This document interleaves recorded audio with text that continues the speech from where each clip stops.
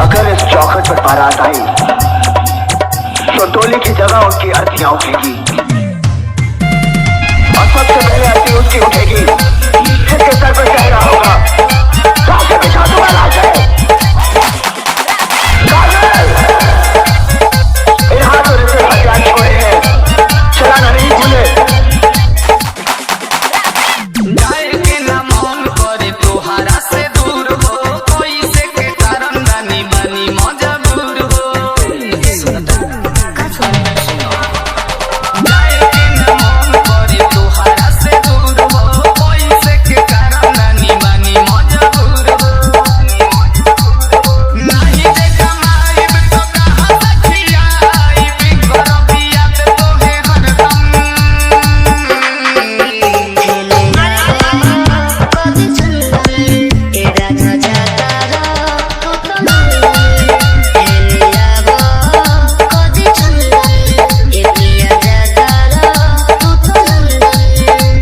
DJ Aman Music, DJ Aman Music, DJ Aman Music, DJ Aman सिद्धारी मोड़ बाजार, सिद्धारी मोड़ बाजार।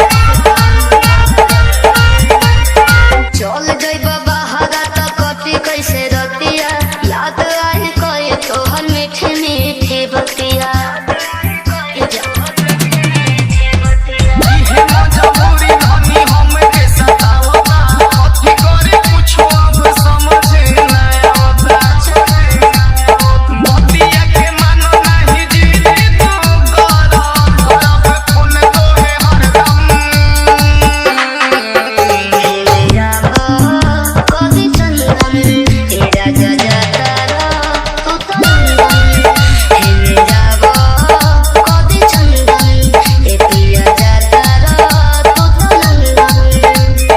DJ Aman Music, DJ Aman Music, DJ Aman Music, DJ Aman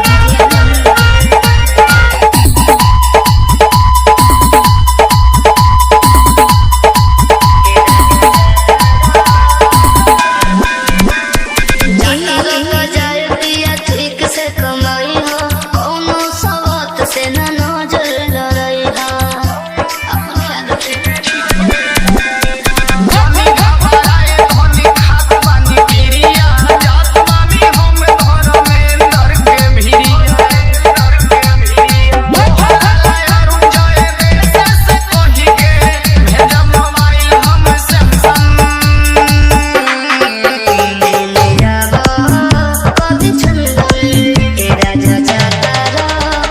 DJ Aman Music, DJ Aman Music, DJ Aman Music,